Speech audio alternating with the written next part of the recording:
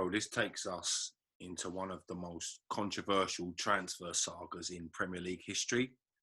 On January deadline day, I don't remember another moment like this. Yes. We're all gripped watching the TV, Big Ben, the nostalgia, everything that's going on. Harry Redknapp's involved in the transfer deadline day as always. And then we see you turn up at Queen's Park Rangers. 120-mile drive or whatever it is. You're not there for no reason. We're expecting the announcement or the deal. From your point of view, was you told that the deal was going to go ahead, that it was 100% going to go ahead?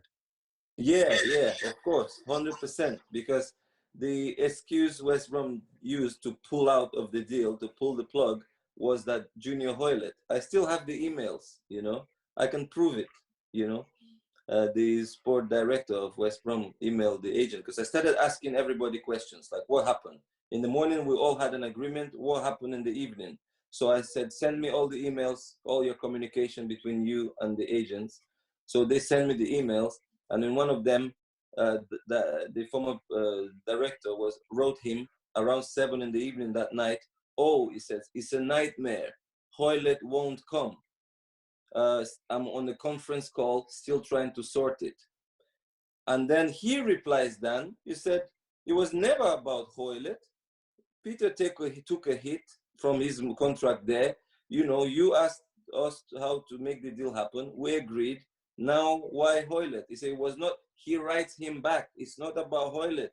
Why Hoylett? Because Hoylett's name came up only once where the sport director then jokingly said, okay, this and Hoylett. And the agent was like, I can ask Harry for you if you want. He said, no, don't worry. He said, I got this. I'm on it. That was the only mention of Hoylett's name. So then we structured the whole thing. I went to say to Steve Clark, Steve, we just had a chat. All done. I think it's all done. I don't need to train. Can I go? He's like, yeah, no problem. Good luck. So I leave my gaffer respectfully. I go to the dressing room, say to the boys quickly, say, I gotta shoot, boys. I'll come back next week, take you guys to a restaurant to thank you all. Reply to all your teammates as well? There was not a full dressing room, but there was about 8 people at least. Chris Brom, the captain, was there. Because some people are already in the gym, some were with the doctor preparing for the training session, because it all happened before the training. So then I go to the laundry room. There were 2 ladies, very nice to me, always give me my clothes. And, you know, I went there, gave them some money just to say, thank you guys. You guys were so nice to me, just to buy like chocolates or flowers, because I couldn't do it myself. And I didn't know if I would come inside the dressing room anymore. That's the key thing, because I will see the boys in a restaurant. But if I'm a Queen's Park Rangers player next week, they're not going to let me in the dressing room, right? So I may as well give the little thing I wanted to give them there. Maybe I could send them flowers or chocolates later to the ladies. But I just said I would just give them some money. So I just said to them, can you buy yourself something in the shop, like, you know, put on the table for tea, like chocolates or whatever. I'm not going to do that if I'm not sure a deal is happening. Then I had a chat with the doctor, say, hey, let's forget about all that, our saga with Roy Hodgson. I still respect you. I like you as a person. I know Roy was demanding. I don't even blame him. I was absolutely full forgiveness, full peace, kiss and make up with people. And then I go to the kitchen because I like steak. They feed me steak before training. We always have a bit of banter with the ladies there, 2 ladies there, and the Gary, our chef. You know, they always feed me so I can go play well. And when I score, we have a laugh. Like the food made the magic. You know, we had my team there. Went there to say to them also I'm leaving. We had quite a chat. Like, you know, Leslie was saying, oh, I will miss you and stuff like that. So there was no saga. There was no drama on that day. And I leave. Nobody said everything is fine. Then the sport director even went to eat with the agent. So they were all in friendly terms. So I leave. And then I'm at home. Packing my stuff to drive down to London. As I'm packing, the agent says, oh, I'm on the phone with the sport director here. He's asking, will you give up one of your bonuses that's still here for the points you've earned? It wasn't even about that. It was all about, hey, bro, we've already talked, we've fought, drama here, drama on Twitter, drama there. I don't want to go back to no talking. I've said goodbyes to everyone. We've talked. They offered a solution. how to structure the deal. I accepted it. Please, I don't want to talk about this anymore. And he's like, Dan said, it's okay, it's okay. So because he heard maybe my voice over from the phone, I said, hey, I said to him, I don't want to talk about this anymore. I'm not giving up anything, you know? So maybe he heard, he's like, yeah, I said, it's okay. So then he left. So a few hours, I drive, get to London, and all of a sudden, there's this situation where Dan writes him an email, but that time I don't know this email, you know? So somehow I still blame the agents. Why will I continue going to QPR? Because we stopped before exposing ourselves. We parked, and I was waiting. I texted Dan, I texted him. I'm like, Dan, well, like, what's going on? I don't understand. They are now saying Hoylet something. He doesn't reply me. Like, this is like, what respect is that? Like, he doesn't reply my text, just ignores me for 2 hours. Like, who are you, my friend? Like, we are men, like, respect each other, you know? You are a father of children, I'm a father of children, you know? Now I'm looking at it like, how disrespectful is that, you know? Regardless of the situation, just say something. Oh, I'm trying to, but he messages the agent, maybe expects the agents to tell me, but he messages him, oh, it's a nightmare, Hoylet won't come, on the conference call, still trying to sort it. I have the emails, I kept them, you know, I will put them in my book if I need to one day, but I don't really need this. I'm such a person that once thing is gone, it's gone. I look forward, I don't care. Everybody carries things in their conscience, karma will pay them, you know. If it's not you that will get that karma, your kids will get the karma. I will never pray for anybody to have bad karma, but I just leave it, I move forward. So he says, oh, it's a nightmare. Since when has it become a nightmare that Hoylet is not coming? There was, if it was a agreed part of the deal, it's not going to be a nightmare, right? Because that word, it's a nightmare. Hoylet won't come. I'm like, nightmare? Like, why are you sweating over it? Because we shouldn't be sweating over it if it was part of the deal. Because if Hoylet changes his mind last minute, that's your own problem, not mine. If you were talking to him, because you said you are on it. That was the only mention of his name that morning. So he upset me. Of course, I remember this day as a terrible day. The whole country is gripped to the TV. But I was just like, nobody took responsibility in the mess. The only statement West Brom put out was, oh, we didn't find a replacement, so we couldn't make the deal happen. You know, that doesn't explain the situation to people. And then the agents took no responsibility. Why? Because they will lose their license. You know, before we continued driving, they said, no, it's sorted now, it's fine. And in my head, I thought West Brom is playing a game to squeeze that money out of me. You know, the other one that they rang to say, will he give up that bonus? Because it was decent money. It was £300,000, you know, because I gave an interview once to Birmingham Mail here, and I said to them there was quite a decent money, 300,000.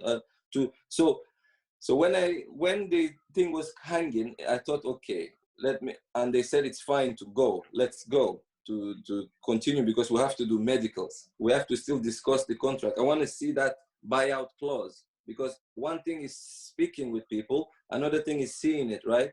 So we still have medicals to do, some paperwork to do. My work permit has to be also done, so people don't take this in. We have to tidy up few things, documents, you know.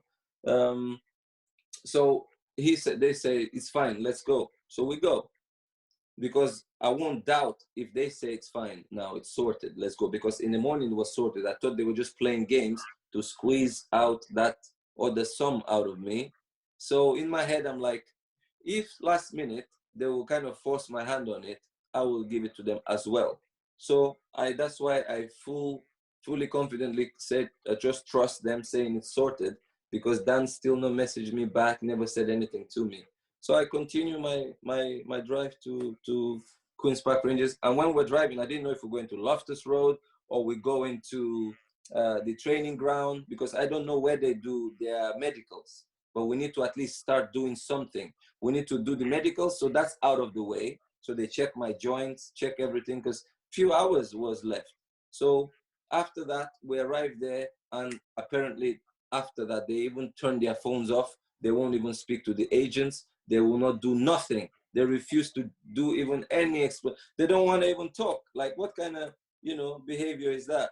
So then time. Imagine you guys are gripped on the TV, but imagine myself, what I was going through. I'm sitting there saying, what the hell is this? You know, like, what's all this? So we had to leave Loftus and wait for them to try and sort things out, you know. And all we did was to wait. They were not coming into contact on the phone, turn their phones off, like no deal, kind of, because you guys, they feel proud. You want to like force their hand. Nobody's forcing your hand. In the morning, you offered us the option how it can be done. We accepted your terms. It wasn't our terms, it was your terms. And now you're saying we're forcing you, like it's a joke. So we waited, the window closes, you know, and nobody else took responsibility in it. Not West Brom, not Queen's Park Rangers, not the agents, because if it was all people involved, somebody had to, agents lose license, that's one. Club to club litigation had to take place, because that's going against the rules.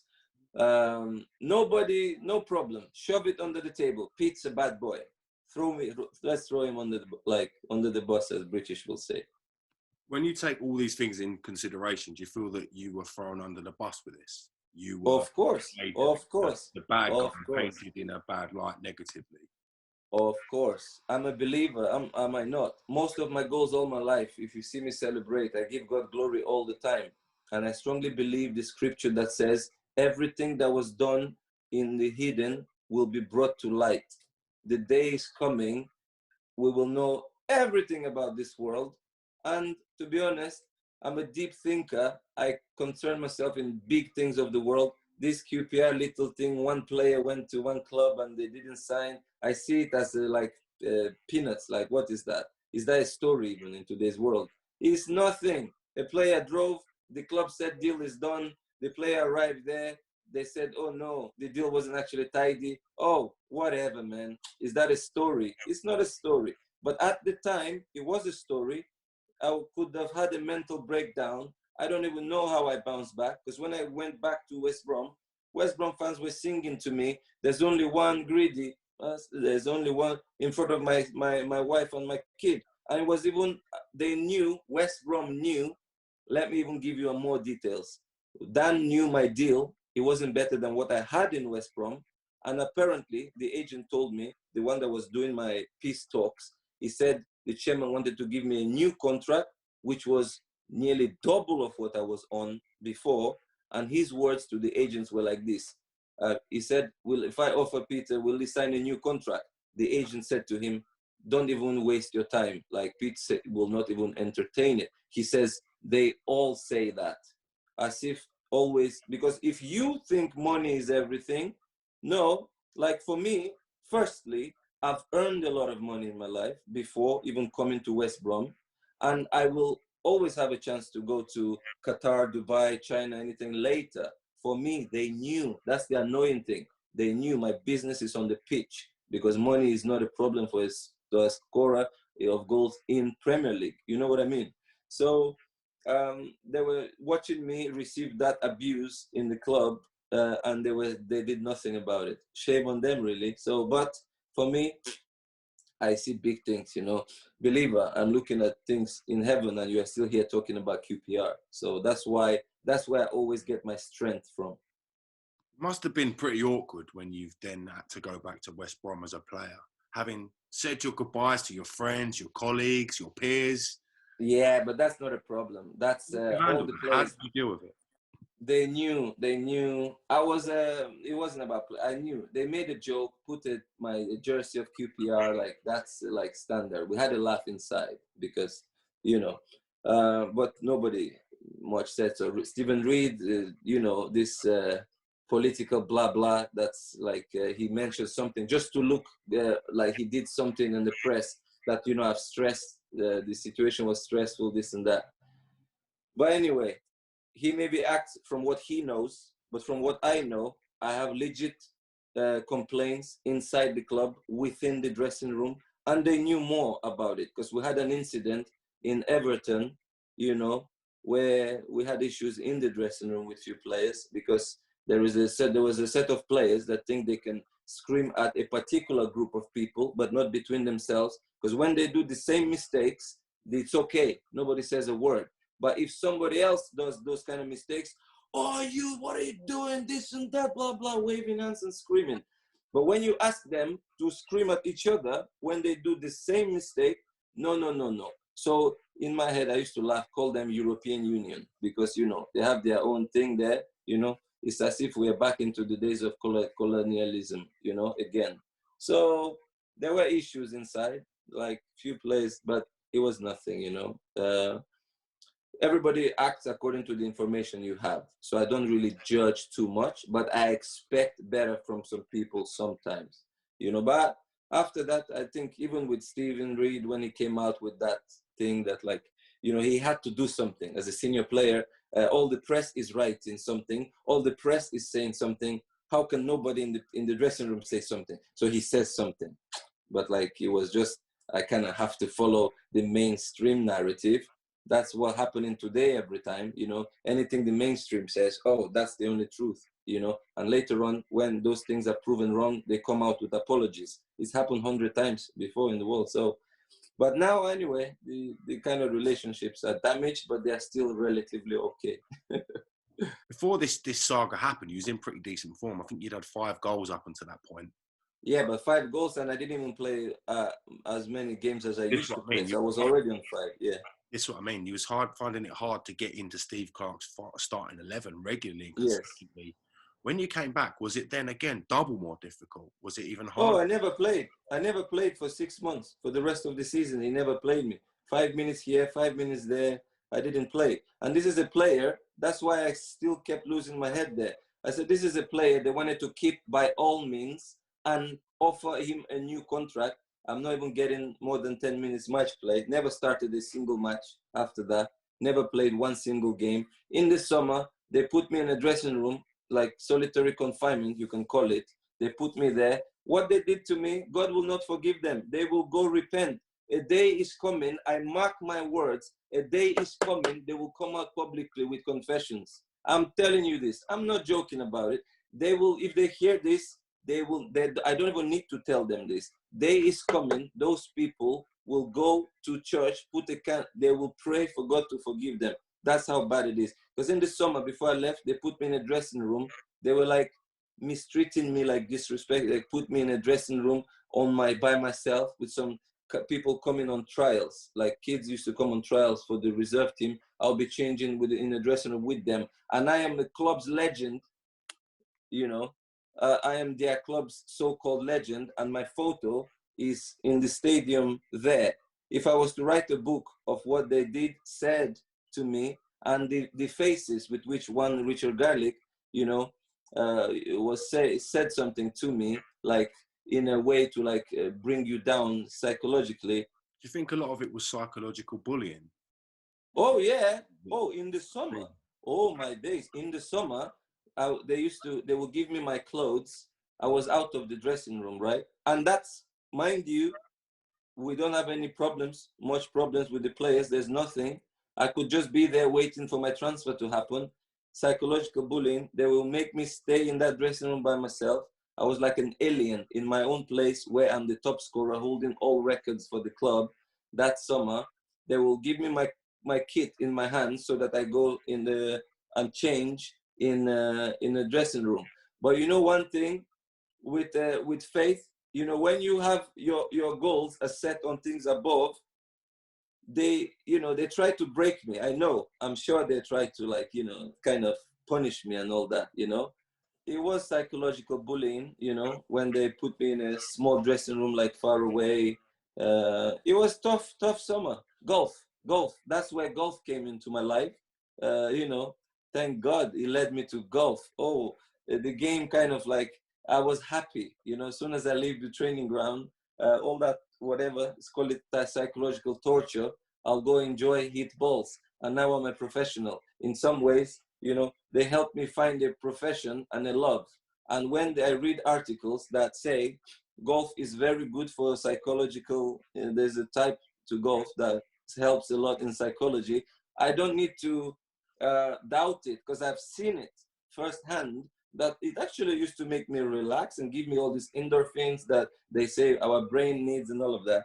But yeah, they went they went a bit far, you know, and well, we know what karma is. So the Bible says, vengeance is mine. So I leave the judgment to God. Maybe that's through the forgiveness I have for them. God forgives me my own sin. So I already forgive them, go with them. I still have grudges as a person. It's normal, but I've forgiven them. Goodbye, guys. This is who you guys are. Go look in the mirror. I look in the mirror. I think I'm pretty okay. But whatever I don't know where you took offense, that's on you, you know. So funny enough, I met Dan Ashworth once, the sport director, then a few years after, or just by mistake on the train station. He was like a bit, you know, I don't know. He wasn't so smiley then. I said, why did you actually leave football? You work at the FA. I thought you enjoy this, like the heat of it, you know, transfers, then the players you bring into the game, they get results. He said to me, nah, I said, I've had enough. So obviously, indirectly, he's trying to say he didn't enjoy that job, that role. He just said he's had enough. Enough of what? The type of environment he was in. Maybe it wasn't healthy in West Brom. You know, you never know. So you have to read into what he said. So before you understand. But Roy Hodgson left. He took him into the FA. But now he's back. He's a sport director in Brighton. In Brighton. If they interview him, this whole story will be ended. They will be pointing finger at everybody else, not Peter Odemwingie. If the people behind all of this came out to give their point of view, people will hold their jaws, their heads, and I will be like, can people just do this to people? So basically, if you talk about politics, they frame me kind of. It's not they put you under the bus. They frame me. So that's the only word you can use for that. And yeah, but you know, I'm a positive guy by nature. You know, a lot of boys laugh about it. A lot of people laugh about it today, but not in a not in a malignant way, or how do you call it in English? What word you can use? Not in a nasty way. In a malicious way. Not in a malicious way. Yeah, it's in a soft way, banter. So a lot of people somehow kind of, I respect you for that, because they think I literally did that. Because, you know, I would just turn up in a club and say, sign me up. Like, it was so many jokes came at the back of it. You know, it somehow made me popular in the country. But it's not the popularity I will look for personally, because I was popular enough with my football. I was international. Sky Sports give me some interviews. BBC give me interviews. You know, we have to be honest in life. You know, there are certain things people carry into the grave. It's not like they press the button to throw an atomic bomb on someone, like once happened in the world. It's not like you did such a terrible thing. But if you can own up to your own mistake, that's what makes you a person, a man, respectable with integrity. But nobody did. I think it's quite tragic, the fact, like you said, you're West Brom's leading Premier League goal scorer for one season. Yeah. I'm the top scorer in the history of the club in Premier League. Top goal scorer in the history of the Premier League. I'm still the only player who won Player of the Month awards for them in Premier League. I have people who have a tattoo of my hat-trick celebration on their bodies. You know, I'm loved by the club. The people know, but they don't know the full story, obviously. They don't know the full story. Then the irony of it, people remember you for a 3-minute interview on Sky Sports as much as your success. Yes. Is that quite frustrating for yourself? When you remind me of this, but I don't think about this anymore. I have amazing family, beautiful children. I have golf that I love so much. I'm studying, you know, I'm surrounded with books. Like literally, if you look at me now, you know, everything, you see like Economics 101, you have communication skills book. Like if you look at me, like this is what communication skills, thesaurus, you know, you have a Russian English dictionary of like phrases for all sorts of, you know, fields in life. I'm in full-time in education. My main weapon here, my Bible, you know, I know where I'm heading to. I know my life. I know what I'm made of. So I get bitter because you expect more from people, but you know, they will kind of disappoint you. But it's not a new thing in the world, is it? Do forgive me for bringing it up in such depth. It's such a fascinating story in the Premier League history of because when you use the word gripped, we were all gripped into our screens. Yeah. When you said we were all watching it, that's why it brought out again all these thoughts and feelings. But before you said the word gripped, I was gonna just shove it under the table. I was just gonna say, well, they thought it's a swap deal, and we kind of misunderstood each other somewhere. I just wanted to shove it on the table. But when you said, the way you put your question, it's like the whole country, we were gripped by it on the TV. So then it just came out because it's something that's in me. If they have another story, anybody that hear this ever, they can bring their story out. I'm more than happy to have a public debate on this. So what you're saying is the way I worded the question and the in the manner that I asked it led yourself to open up on that situation. Led me to open up, because when you use the people like us, it was the most fascinating. It gripped the whole. All of us were like glued to the screens because it's something that never happened in the history of English football, right? According to you. So when Roy Hodgson was saying, I blame the press, they wind me up on that question about your injury. Now I will say, you wind me up. Take that. Now, a fresh start came for yourself in the shape of Cardiff City. I think it was £2.7 million you transferred to Cardiff for, which is no small sum. Is that less? 2.250 in total, I think. Yeah. Still not a small sum of money. Yeah, I was on a final year contract. Yeah. How much did you need that fresh start at the time, and did you hit the ground running at Cardiff as much? No, I didn't. No, I didn't, because I didn't fit into. It was a young team that just came up. They like Solskjaer, me and Solskjaer, Oli. When he came, he sold me to Stoke, and I go to Stoke. The same player goes to Stoke and starts scoring, playing well, because it was easy to play with people like Stephen Ireland, Charlie Adam, Peter Crouch, Johnny Walters, Arnautovic, Asaidi, Steven Nzonzi. I just went there as an average player, normal player, and those guys bring the best out of you because there is quality there. I'm not saying there was no quality in Cardiff, but there was more will and desire than quality. And last year, when Manchester United were playing Chelsea, I was doing some work for Russian channel TV, and the Russian, I met Oli. Oli was like, oh yeah, what a, he remembered that time. He sold me, isn't it? And he was like, he told me pretty similar thing I felt. There was not enough to work with. There was not enough quality to deliver a result there for me, for him. And I said to him, that's the exact same feeling I had there. They are honest bunch of players, but there's no quality there. That's not a Premier League squad. Simple as that. No offense, that's not Premier League squad, When I was in West Brom, I was doing well because it's matured, older players, experienced players. But Cardiff, few good players, like the Premier League level, but the rest is all desire, but no quality, So that's just what happened there. Ole Gunnar Solskjaer has gone on to now be Manchester United manager, one of the biggest jobs in British football. Mm-hmm. What are your experiences of him as a manager? How good of a coach was he at Cardiff, in your opinion? To be honest, I don't remember anything about Ole. That's really? It, Just few chats, few motivational speeches where he's asking players to like that, a character will help you, because where you lack quality, determination can make up for it. I don't remember his coaching sessions because there were just a few during the week, because I didn't stay long with him. I think I only played one game under him, and the rest I don't remember. It was a chaos. It was an absolute chaos. When he arrived, we had some kids come from God knows where, sorry to say. He arrived, he brought in like 3-4 players from nowhere to play Premier League football, some untested, like just talented players. But for me now, if I look at it, you bring some children to stay up in Premier League, like from Norway or from wherever. He brought some few children. He brought like half of the, now I'm remembering things. And it wasn't a pretty scene.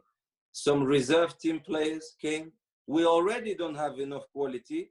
And then you add some more children to it and you want to stay up. So looking at the back, this was madness, like absolute madness. Maybe he had no money to spend, or they've already given up on the season. So he tried to bring Kenwyn Jones. So he goes for Kenwyn Jones. And they kind of asked me, like, you want to go to Stoke? And I'm like, of course, I want to go play with men. I want a matured squad. And I was coming closer to Birmingham because M6, Stoke, Birmingham, very close. I jumped on the opportunity. And as soon as I went to Stoke, I was like, finally, I'm like, with my age group, with my level of talent here, you know. No disrespect to the squad, but that squad is not Premier League, and that's why they're relegated. So that's just straight talk, kind of. Such is the irony of football. Your transfer to Stoke, you then became a cult club legend, if that's right. You're regarded in massive, massive status by the Stoke fans and stuff. Can you talk me through your period at Stoke City? You know, one thing maybe that affected me in West Brom, in Cardiff as well, I just went all through real emotional roller coaster in West Brom, right? So I arrived, new city, traveled, you know, my baby was small, lots of other factors. I wasn't sleeping so well because I had a young kid in my hands. He was just like 5 months. He wasn't a great sleeper, my first son, naughty boy. So he was a chubby big boy. And in the night, he was so heavy, my wife couldn't hold him then, you know, because he was that heavy. Some nights I'll wake up, I'll be like this in the middle of the night, putting him back to sleep because he won't go back to sleep. So few other factors made me not to perform. But then, listen, so I'm kind of put like a bad boy tag on me, right? But then when I was just being me, who I am, a humble, normal guy, like, you know, even the captain, I think, was it Hudson, or one of the guys, said to me in Cardiff, is like, Pete, I just want to honestly tell you something. The impression I had as a person about you is totally different to what I'm seeing. Like, you're here every day. You're not what I thought you will be. So that's a person saying this to me. He came to me himself. He's like, Pete, like what I see and what I know from TV or whatever is different to what I'm seeing. And I'm not acting. I never act. Even now, I'm being a bit harsh when I say the squad wasn't strong enough for Premier League, because I will not be anything I am not. I'm always going to be, if it's sometimes harsh, you prove me wrong or debate it. I'm happy to debate it. Where I need to keep quiet, I will keep quiet. Where I'm sometimes, and I have temper. Sometimes I can be wrong. You know, I have a bit of temper in me as well. So anyway, when I arrived Stoke fans, open arms. There was no judgment, no such thing. And I just was me. My smile, happy, go to training. You know, it was a happy moment for me to move there. And you have some coaches who kind of like bad boys. Mark Hughes is one of them. So he kind of, you know, signs this bad boy, and then he comes and does a good job for the club. We had a lovely time there. Unfortunately, I got injured there. But Stoke fans, they just embraced me. They don't care about your past. You arrive, what they see is what they dealt with. And that was kind of the inspiration I had. They deal with what they see. So you don't go by rumors, what you heard, what they said, well, who said. No, they deal with what they see. And that's why they got the best out of me. So I score goals, I jump in the crowd, we celebrate, you know. Our dressing room was buzzing, you know, it was a great dressing room, you know, all these characters in it. It was fun. Robert Huth, Jeff Cameron, there was always some chat, banter. Notovic could never shut up, like always up to some jokes and banter, pulling people's, you know. It was a great atmosphere. We used to go to Dubai for bonding. That club had like a rise, because the dressing room was like quite healthy, you know, at the point. What were the training sessions like under Mark Hughes? You said he could motivate bad boys. How did he get the best out of you personally?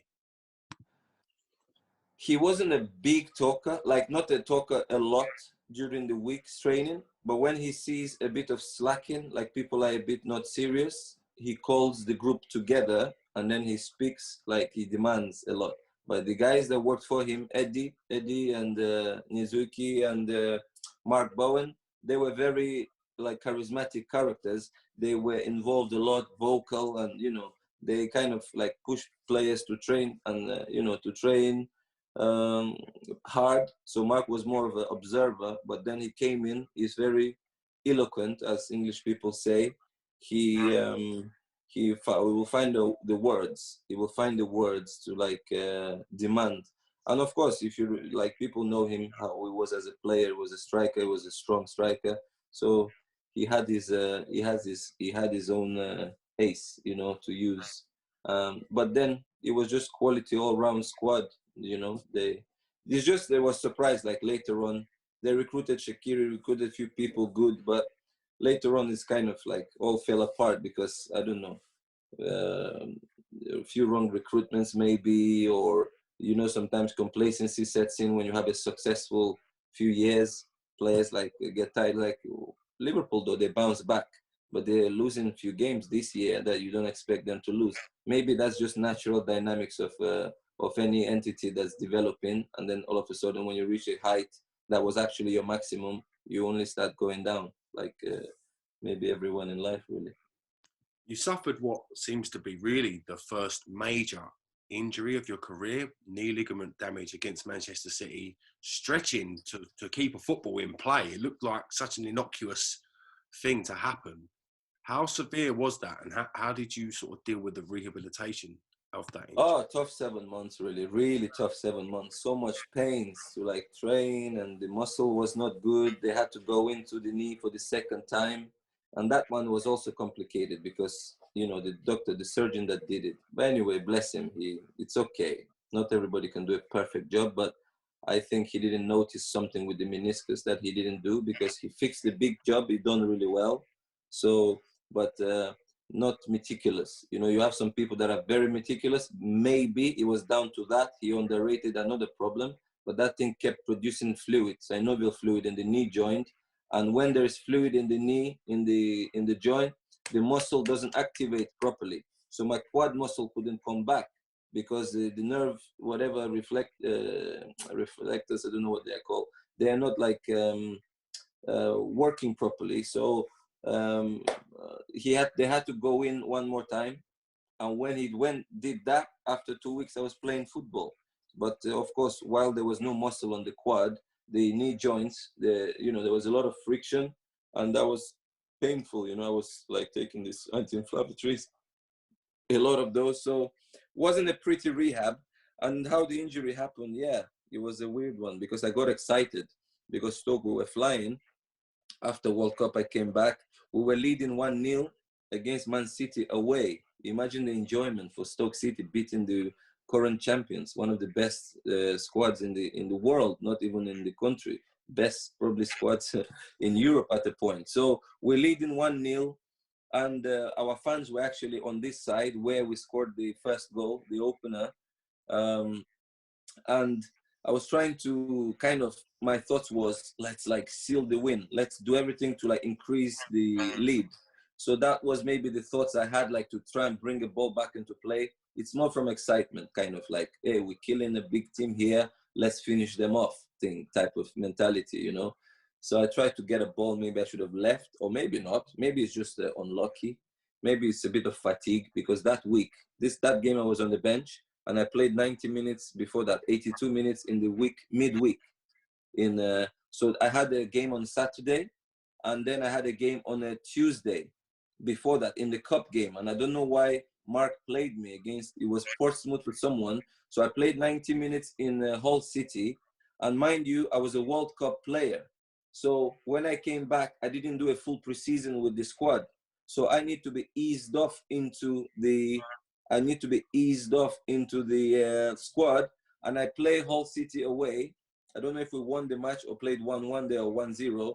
Then a few days after, on a Tuesday, I play 82 minutes. He starts me, and I'm like, I thought I'm going to be eased off into it because they gave us a few extra weeks after the World Cup, me and Jeff Cameron. Then he plays me on the Tuesday. Then against Man City, I'm on the bench. Like, I would have rather rested then, because if I'm still your main right winger or whatever, I would have not played against Portsmouth in the cup game because there were other players. Like, it was a bit of a weird decision, to be honest, if I'm a coach. And then on that Saturday, I'm on the bench and I come in and we start playing well, you know, and I'm flying. But maybe I was tired, down to fatigue. I think ACL injuries can come when you are a bit tired or not physically sound. So somehow, I don't know if it's unlucky or down to a bit of fatigue from like 2 games in a row when I haven't had any much preseason. So I don't know. It happens. You know, it could be a bit unlucky. It could be a combination of maybe a mistake that I had 2 games in a row, like within the space of 3 days. I haven't fully recovered and went and played against Man City. Could be that because Jay Rodriguez and a few others got injured in Man City Stadium, and there was a time they were investigating their turf because a few players injured there. There was one of the Stoke City player got injured there, Matthew Etherington. There were a few others, yeah. Lost your sound again there. Sorry, mate. I lost about 5 seconds. Okay. Can you just repeat it from players getting injured on Man City's turf? Yeah, there was a time the FA was looking into it, if I'm not mistaken, or the Premier League, that many players were getting injured in Etihad Stadium because some turf, they are like mixed, synthetic. Somehow they mix grass with synthetic or something. They started doing studies about football boots, this shape of studs, if they affect, joints or how the muscles load. Because Jay Rodriguez got his ACL on that pitch. Matthew Etherington, as I mentioned, got injured there. So there were too many injuries at the Etihad. So they started looking into that, if there could be something with the turf or the type of special boots that we use that could contribute to those injuries. So there were studies, but I don't think they came to any conclusion. Maybe they suspected something, but they didn't come to any conclusion. So it was it was painful, so painful that when people came to me, like to check on me, I said, just give me a minute, just wait. And they had to run like for a minute. They had to run to me and stuff because I damaged a bit of my cartilage on the right side. The meniscus, the cruciate was torn. The medial ligament gone as well. So it was quite painful. So, but then yeah, it showed me how loyal fans can be. Next year, players were asking, like, what did you do with the fans? We're away game, we're away playing against whoever, and they're singing your song, like he scores goals. But people report this to me, and this used to give me like motivation when I was in the rehab. And they come back like, hey, what, did you bribe them with something? Like, why they keep singing your song while you are here in rehab, playing? And these things, like, you can't buy them, that experience somehow you can't buy it. So I will not say I don't wish I didn't get injured, but it's something to say as well, to say, guys, the fans, they were great to me. I had a standing ovation when I come in for my return after the injury, because it was heartbreaking for me and for the fans as well to see that I was just on the rise, World Cup, scored, and then boom, big injury. So life can be like a bit funny sometimes. So. After you returned, you managed to score 2 goals against Bolton, I think it was, in an impressive win. And I think 2 more goals before your sort of swan song at the club. Was it a hard decision for you to leave Stoke, having found that? No, it wasn't, because there was a bit of a tension with me and Mark Hughes before I left, because I wasn't playing. He signed Shaqiri. Okay, you sign him, big signing. I stopped playing, but I think he could do better. He could give me some more minutes sometimes, So then in the January, I had like an offer from Marseille, from France, in January window. It was the last day I wanted to leave, but Mark promised me game time. He said, I'll look after you, So I didn't go because I need to revive my career. I wasn't playing for Stoke, and in 6 months' time, I'll be free agent on the streets. I will not have no offers. And then Marseille comes saying they want to sign me for the 6 months, and they were choosing between me and Fletcher, but because Fletcher ended up going there, because he's the same agent that was bringing the deal for us. So I said to Mark, I think I need to go. It's not that I want to leave Stoke, but you're not playing me at all. Yeah, I need to show myself that I'm recovered from the injury. I have to prove it to people so they don't make preconceived ideas. So he said, no, I want you to stay. I still think you have a role to play. Then I'm like, okay, then, okay, I stay. And I didn't go. Then they signed Fletcher, Marseille, big club, and they were playing in Europa League still. So then I stay, and 1 month, no game time. Another month, no game time. Just before the window was closing to go on loan for championship windows, I asked to go because Lee Johnson came from Bristol. Can you come help us in our relegation fight? I said, yeah, of course. I want to play, you know. So they said to me I can go to Bristol because I was not happy, like he wasn't playing me at all. So Bristol came and I went, and I think I made a bit of an impact. I see Bristol City fans. I saw one in Premier League Productions last week. He said, "Oh, we were so happy you came. You helped us a little bit, and we hoped you would have stayed for the next season." But I said Lee Johnson didn't offer me a new deal, so I left. But yeah, I went to play there, but like, you know, to just pick form again, to have game time. So I think there's something about me is when I have some niggles, I always touch the place. If I have like a pain here, I will always be doing this. Like if I'm playing, I have a wrist problem playing golf, I will just be doing this for some reason, like always did it. So I used to do that with my knee, but it's not like it's a niggle big thing. But I think the coach then, Lee Johnson, was seeing that happening often, because I can be sitting now with you and I'll be just rubbing my knee, like just it's a thing I have. I don't know why. So I'm breaking down the scar tissue myself. so so he doubted. Maybe he thought my knee wasn't okay and he didn't want to offer me a new contract. But he should have, if he judged by my performances, I think he would have offered me something. But the only place I proved that I recovered fully from my knee injury was in Indonesia, because later when I played every game, I was on fire there. I had 3 months in Rotherham after like 4 or 5 months of no contracts. I went to Rotherham for a couple of months. They gave me a 3 months contract, but towards the end of that contract, I got injured. I tore my calf muscle. Took me nearly 3 months to recover.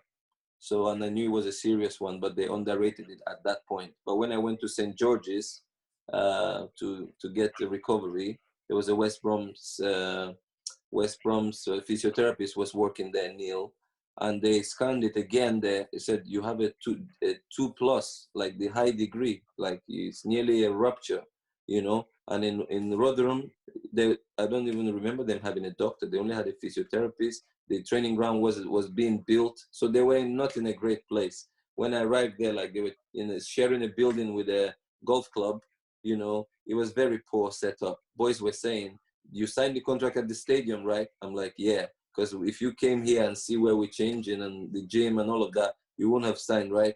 I'm like, "I don't think so. I'm humble. I'm okay, but I would have had my doubts." So yeah, 3 months there. It's always football, lads. Made few good friends, you know.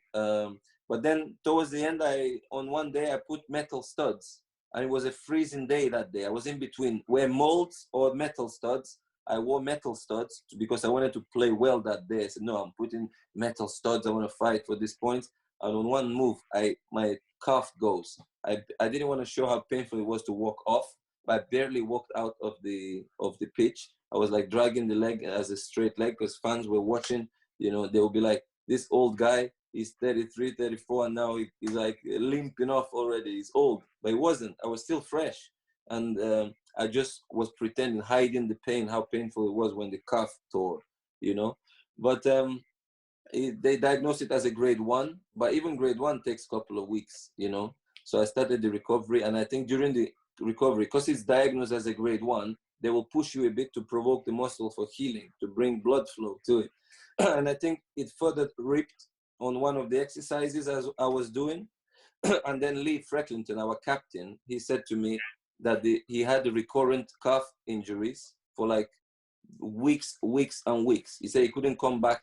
He will come back after 2-3 games, rip, tears, it goes back, tears go back. He said I should go and do my recovery it's at St. George's, where England national team trains. He gives me a contact, I ring them. But then that time my contract was coming to an end. They offered me to stay till summer, but I knew that injury is a waste. They should better take someone else. So I said there's no point, because I knew it was more than a grade 1. And in one of the exercises I was doing, they gave me exercises to do early because they graded as grade 1. I think it tore further when I was doing that. You know, one exercise, I felt like some sharp little pain. So it probably opened the gap more between the tissues. So maybe that's where it pushed it to a grade 2.5. Because when I went to St. George's after I turned down the extension contract, but bless Paul Warne, he's such a top guy. He doesn't believe age is a big factor, because my numbers when I'm running. They said I was fitter than half the team, young boys, you know. And so I said, I can't sign because I know I'm not going to be playing. When I recover, season will be over. And it was true. When I went to St. George's, they did another scan. He said, hey, this is grade 2 plus, not even grade 2. It's a grade 2 plus. So it took me 3 months to recover. I recovered in April, but the season in Europe was nearly coming to an end, nowhere to sign. And then Indonesia comes, you know, saying our season is about to start. And then I see the news. Michael Essien signed in Indonesia. Carlton Cole signed in Indonesia. This one signed in Indonesia. Then Sissoko signed from a Liverpool striker. Then this, I said there's some influx of Premier League into Indonesia. I may as well go too. So there was a Nigerian boy in that club. He called me like, come man, you will enjoy it. So I traveled there, signed. A bit of a shock in infrastructure of how the setup was, but try and change a few things. The owners were rich owners. They said, you have to have a shower working in the dressing room. You have to use a changing room, not change by the side of the pitch. So a few things I had to tweak for them, but I enjoyed that experience as well because the fan movement there is arguably one of the best I've enjoyed in my playing days. Now, you joined Madura United as a marquee signing. Yes. So, like you mentioned, like there's each club has got their marquee signings.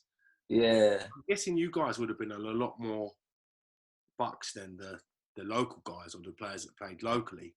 How was that? How did you mix and integrate with the rest of the players, bearing in mind some of them are not financially as rewarded as yourself? No, they're cute people. Indonesians are like humble. They are, you know, they are religious country. They pray. They're humble. Yeah, like everywhere, you know, it's still people. But they settle for the fact that you are a Premier League, World Cup. You've been to World. They see my CV and I was scoring. We enjoyed football. You know, if you look at all my goals, how we celebrate as a team, we all enjoyed each other. Like there were the Indonesian players, the local boys assisting me a lot of goals. But obviously, Greg, we was a partnership with Greg, who is a Nigerian guy who lived there for many years, married to an Indonesian, speaks the language perfectly. He has an Indonesian passport and he plays for Indonesian national team. So we were a great tandem, you know. The fans were enjoying us as much as we were enjoying football and enjoying the fans as well, because they were the type that paint themselves, sing all day, fire everywhere. It was amazing. It was a super experience. So no, everything was okay. They you know, we're all people, you know. You won't blame, like, you know, when the power struggles. It's in every group of people. There is a bit of, you know, friction, tension, but it's part of life. So nothing you can do about it. Now, after your time in Indonesia, quite a successful period of your sort of twilight of your career, were you confident in coming back to the UK and picking up a club, whether that be Championship, League One, or League Two? Was your thought still to continue playing, or I would have, if an offer came, I would have. If an offer came, I would have, because I had a great season. I was flying in Indonesia, so if there were offers after my return, I would have taken them. But there were no offers. Age, and they will be doubting, you know, they will be doubting a bit, you know, that I ended with a knee injury and this and that. But if you look at my performance throughout the season in Madura United, you will say I was as good as my first season in Premier League. So you can look my goals up. But nothing just happens. I'm very happy with how things turned out. I'm grateful. I found golf my new love, and I have a talent for it. I can shape the ball. Sometimes, as my Australian teammate who was in Madura United, he's an Australian boy.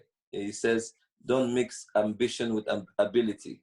So sometimes I do that too much. I try to do what top players will be doing, and then I end up having bad scores on few holes. But I enjoy that process. I believe in it, like Tin Cup in the golf film, if you've ever watched that film. Only golf film I've seen is Happy Gilmore. Have you seen that? You know, funny enough, I've only watched like little parts of it. I'll find a day where I'll watch the whole thing and see what that film is about. It's a shame I haven't watched it, to be honest, being a golfer. Before we talk about a little bit about golf and what you're up to now. I just want to ask you, if you could change one thing about your career, so one decision you made or one decision you didn't make throughout your footballing journey, what decision would that be? Oof, this is a very, very tough question. I would want to say it's a tough one, you know. This answer on its own can bring a lot of drama. One thing I would have done is I missed out on the African Cup of Nations win when Nigeria won, but I don't know if the feeling was, I won't say it's that I should have done some more to be part of the squad, but you never guaranteed you'll win. I'll put that aside, no. I think where my career could have gone to the next level was if I had a buyout clause with West Brom in my contract with West Brom when I arrived, based on the fact that people call them yo-yo club then. They had this tag that they'll go up and down. So normally it would have made sense to just secure yourself in case they go down, because you are 30, there's no time on your side, you want to play Champions League, you want to play Premier League football. And my ambition coming to West Brom was never to finish on that level. My dream was top 5 in England. So I want to earn myself a move to the top 5. That was my goal as a player, to put a shirt of a big club of England. So Premier League is good enough, good of course, but then the chance to play in the Arsenal shirt, United shirt, Liverpool shirt, like that level was what I had a target for, you know. There was a time Harry, even in Tottenham, wanted to sign me, but Tottenham is not I wanted to go a bit higher than that level, you know. So Newcastle had interest. Great clubs, Tottenham, Newcastle, but I wanted higher level. Martinez came with the offer when he wanted to sign me for Wigan. No, it's good coach, top coach, but no, I want to put a shirt of a big club, you know, where it's worldwide. So when I came to West Brom, if I had a buyout clause for going into my final year, I think I would have sniffed a little bit of it, because when Man City signed Wilfred Bony at one point, there was no big difference between me and him, but they needed to a quick fix. They needed a quick fix in the January window or something, or some big clubs, when they have injury, they just sign someone quickly. Arsenal did that. And there was indications that Arsenal had interest in me through one agent, but Roy said, hey, if you take this player out of here, finito for me here. My job will be, you know, it's like you will sabotage me. And apparently that agent, from what I know, had good friendship between the wives, were good friends. So I had big clubs knocking on my door. There were talks sometimes. Liverpool, one agent was telling me, your representation is a mess, but they do know you. They did think about you, but they just said your representation is a bit of a mess, that you are not part of a big agency, like a football agency. So I don't even know where I did the mistake, but because I've once signed for a big agency, and then another time I wanted to go, they're offering me America, a lot of big contract in America. Let's go back to Russia for big money. I said, no, I'm still Premier League. Even West Brom know it. During my time there were interest from, and even one was on Sky News as well, from Dubai. There was interest from Qatar. There was an offer from Qatar. Ridiculous, big contracts. I never took them. I said, until I cannot walk and play in Premier League, I'm not going, because I can go there later. Because I told you in the beginning, I was 4 years behind in development. When I was 34, I knew I was a 30-year-old because I grew up late. So, and it's not like I haven't earned enough money for the future and I knew I will do something with myself. I'll be either a coach, either an agent, football agent. With all the connections I have, I speak so many languages.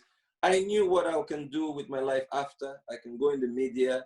I will find myself, and I will accept any life offers me. But most people in this world grab money, grab. I've made enough money. I don't need to be grabbing, kind of. And that's not what I'm about. I am about a challenge. I surround myself with books. I want to read. I even started a law degree a year and a half ago because I want to do sports law and be a sports lawyer. That can feed me. So, but then when people are just tagging you with how they see life, that's not how I see life. If West Brom chairman said, oh, they all say that. If I put an offer on the table for him, he will take it. No, I'm sorry, sir. You guys have offended me here. I'm firstly a human being, then I'm some guy who is making big money out of football. You know, I feel you let me down here and I want to move. That's why I want to move. It's not about money. They know it. But I took that abuse from everyone. Oh yeah, only money, money. He wants to earn money in QPR because they're giving out big contracts. That was a big lie. So yeah, that's my story in a nutshell. I'm happy when I discovered golf. Now I'm a professional golfer, doing my PGA degree. I will go back to studies. It's either going to be psychology, sociology, or law. I will complete it because that's my goal for life, is to have education as well as my sports. I will come back to football coaching. I will be a coach if I'm not fully into like other things, like if I'm doing law or whatever in future. For now, I'm enjoying family life, a bit of golf, and my studies. I'm preparing myself for the next chapter, you know. So you have to find yourself after football, regardless of what you've earned. You know, you can be sitting on a lot of players now. Some of them are coming out to work in the media because they can't just sit at home. We have to rediscover. We have to find something that works for us because a lot of people are gambling. If people don't know, I had an interview. One guy is saying lots of footballers are suffering now. They're gambling, they're drinking, they want to replace that dopamine hit with something else. You know, I you know, thank goodness I have my faith in God. You know, I'm a Christian. I go to church. I read.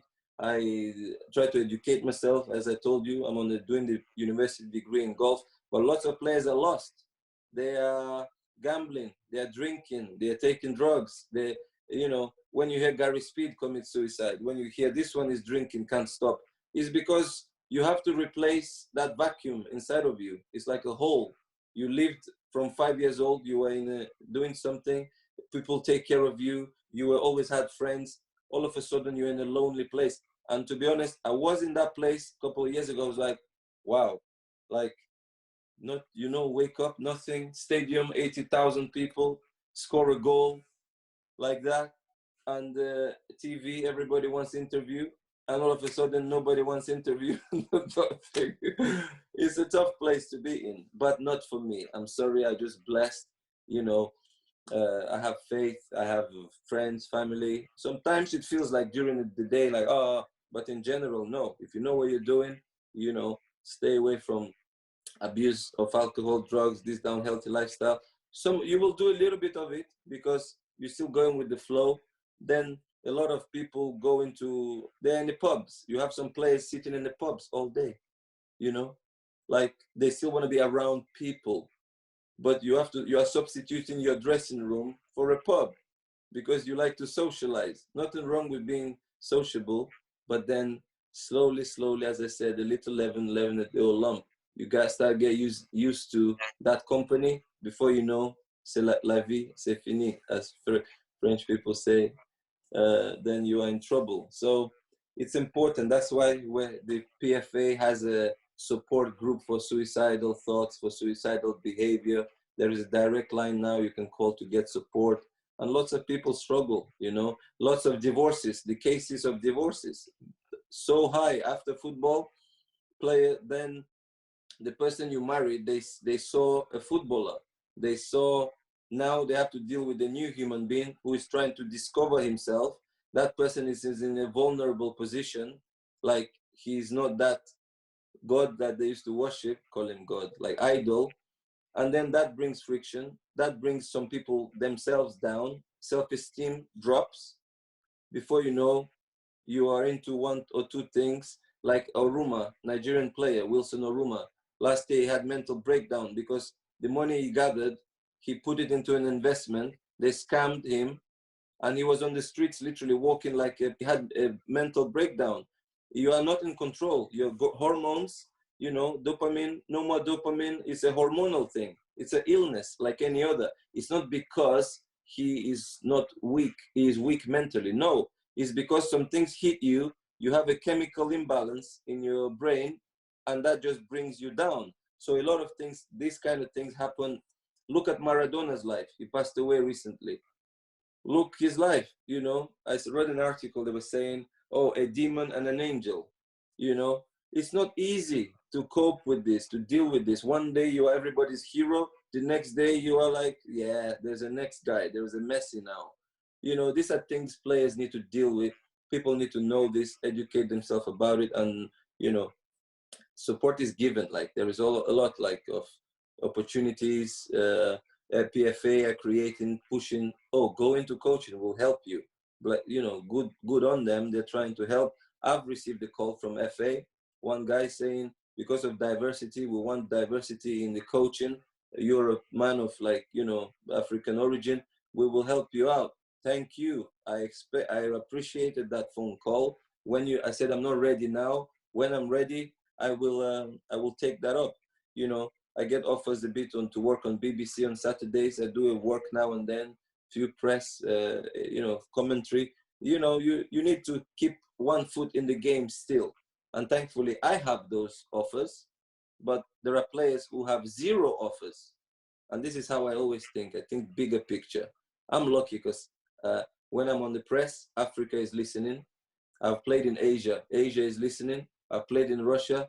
Russia is listening. How many British boys are sitting at home now? Not even a single phone call. And they are there like they feel like nobody needs them. Nobody cares about them. You know, some of them are struggling in silence, you know. But yeah, they are forming all these bodies that bring them back into the game somehow. Punditry, this, that. They revived. I don't know if few people struggle that are on press now. I don't know if David James was used once as a case where they said kind of he was drifting. Now they kind of revived him. He's back out there, like involved in football, because he lost the love for it, because the game kind of turned its back on you. That's how you feel when, like, you feel abandoned by the game, and you feel like the game is letting you down, not giving you opportunities, and you've given the game so much. So it's emotional talk. It's like a bit emotional, but that's the reality. A lot of people, a lot of guys struggle, and they go into like weird things, and their lives. So many of our heroes, you look at them now, you'll be like, wow, what's happened to this guy, you know? And that's only a sad thing to watch. But, you know, sometimes life is like that. The all man for himself jungle thing is, not everybody can handle it and take it on the chin, saying this world is like that, is the survival of the fittest and all of that. But I don't think it was meant to be like that. West Brom's Former Players Association, I'm a member. They're doing a great job. Every year, two, three, one trip to Abu Dhabi. They call it Abu Dhabi. Abu Dhabi, they gather, play rounds of golf, reminisce, have a chat, you know, feel part of the family still. I do talks now and then.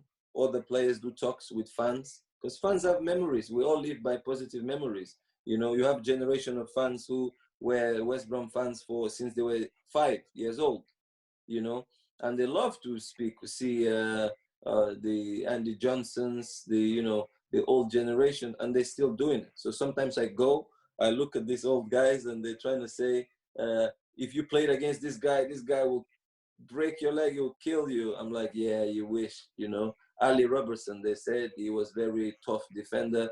I look at him, I said, he won't even see me to kick, not to talk about break my leg. He won't even, I'm too fast for him. So all those little things, you know, we compare generations. And, you know, fair play to them. They're doing a good job. They are quite organized. I was supposed to do a talk recently with the Former Players Association.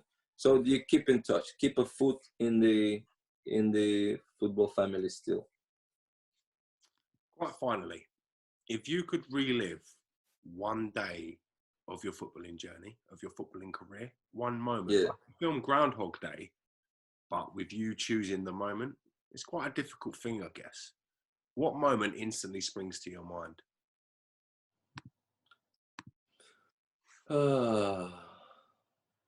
For some reason, walking out in the Olympic game finals of the Olympics in Beijing, in that stadium where Usain Bolt was setting all the records. I think walking out on the anthem and playing Olympic game finals in that stadium was a moment I would love to relive again. Weren't you the only over 23 player in the squad as well? Yes, I was. Allegedly, anyway. Allegedly. They invited Mikel and Danny Shitu, but I think they had club commitments that there was a difficult call for them to do, and they didn't come. So we only used one over-age player, which was me. I was 26 or I don't know, 7, but I don't remember, 27. And we got to the final, and nobody expected us to get to the final. So many of the players who were part of those squad, we all remember that time as so precious. So, because if you know the inside story, you will not believe we got to the final. Really? I always feel a bit hesitant when people tell me that, because I'm here to get the inside story, obviously. You know what I mean? So I always worry. Yeah. Well, we can leave something. We can leave something for later, as Nigerians say, so people don't know everything about you. Keep them curious still. Keep them keen, right? I love that. Just from a golfing point of view, are you? Yeah. Last time I checked, I think your handicap was 4. I'm not a golfing man, but I think that's pretty good. Are you? I turned pro of 3. So in PGA, you can do your PGA degree from the handicap of 4.6. So it's like if you learn more about golf. But just before doing the playing ability test, I shot first time level par on my golf course, and it's not an easy golf course. And I got cut to 3. So my last official handicap was 3, which is single figures, near scratch. So I'm about that. Most times, like, yeah, I play to single figures most of my rounds. Even in tournaments, like I got better in the last 5-6 tournaments. I'm shooting 5 over, 6 over. I was out of 120 qualified PGA assistant professionals. We played a couple of months ago in near Nottingham. I finished 67th. My son, when I said to my son, he said, "Daddy, how did you do?" I said, "I finished 67 out of 120. He says, "That's rubbish." But he doesn't know that that's good enough for Daddy. So I said, no, Daddy's goal was not to come last, because those are guys who played since they were kids. I only played golf for 6 years. So I'm like, hey, give Daddy some credit, because you had to qualify first, and then the 120 played, and I came mid-table. So hey, it's not rubbish. And I don't want him to think it's always about winning. It's about getting yourself better. You don't need to compete with people that are had different opportunities, different start. They had a head start, we'll say, maybe. So now I didn't have a head start, and I'm better than myself. Every year I get better in golf. So I'm on the right track, and nobody knows where I'll get to. And I like what Jamie Vardy said recently, like in one of his interviews. He said, it's not right. He said, how can you tell a player he's not good enough when he's 16? Because there are lots of players who were late developers, like Didier Drogba, only at 27 started playing for Marseille and shining. Myself, I only developed late. Towards 30, I became the player I was. Not even 23, 4, 5. So like 25 in Lille, I started showing signs. 26, 7, 8, I killed it in France. Then I went to local, had good seasons, top scorer a few seasons. Then I came to England at 29. I was turning 29. I still did well 2-3 seasons in Premier League. So you can't just tell someone at 16, 17, you don't have a chance because you're not tall enough, you're not fast enough, you are not skillful enough. No, Jamie Vardy proved the point. So you have late developers. I always find as well, the players that are late developers tend to be a lot more approachable, a lot more down to earth, and a lot more relatable because they haven't been spoon-fed their whole life. Like Didier Drogba, for instance, like one time I spent the evening with him at a friend's sort of gathering. He was just playing the bongos all night, just having a laugh. Just such a nice, cool bloke. Do you know what I mean? Like, and your media persona of footballers is the complete opposite. And I just wonder how much bearing that has on being a late developer, being around so-called normal people for the early. Now I could go into a bit of psychology because I'm reading like later, because this year, 2020, we had so much time to study new things. So a bit of psychology, this narcissism thing, where you love yourself so much, you become so self-involved that society builds narcissists. You know, you become proud, you feel like you're God. So because they put you on a pedestal, that you don't really belong to. So this idol worshiping these days, celebrity worshiping, is a wrong, very wrong concept. So that's why you have people that like see you as someone that cannot do a mistake. But it's a funny thing. This taxi driver me to the Premier League productions last week because I was in a program. He said his grandma had a very good saying. He said, "Why like be so too proud? Because at the end of the day, we all go to the same toilet, you know." And that's just true, you know. And when I'm saying about psychology, society builds narcissists. Like they build them this, you know, so they love themselves so much and this and that. They put in a pedestal. They want to maintain it, and they start seeing themselves as better than other people. But it's not African mentality. That's why you will hardly see any African top player become a snub, because they never forget their humble beginnings. They never forget the society they come from. But in Europe, you can have people that are a bit like, you know, it gets into their head, but it's a self-destruction. That's just destruction of your own soul. Because eventually, when you get older and you face reality that you're just a human being, you start wrinkly face, muscles are giving up, you end up, you know, drinking and all that. Then you look yourself in the mirror and you'll be like, what was I carrying my shoulder for people, like as if I'm something special? Because, you know, grass withers, yeah? Or what do they say? Flower fades, right? So all flowers fade. You have to have that in your mind and leave knowing that all flowers fade. So be real. Yeah.